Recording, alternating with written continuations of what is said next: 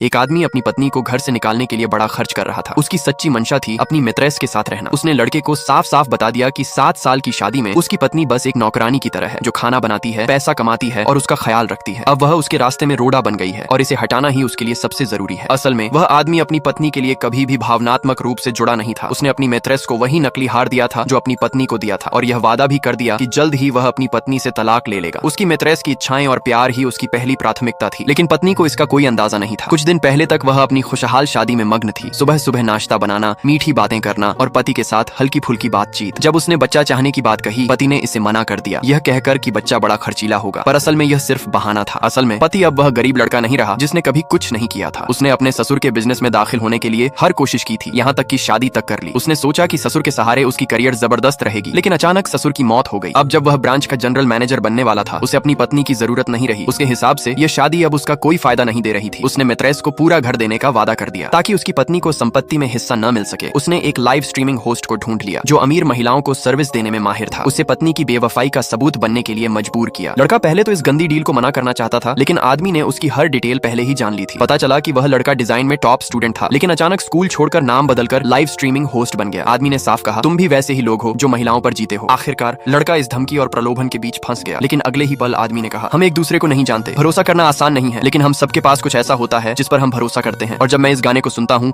तो ये बहुत मुश्किल होता है।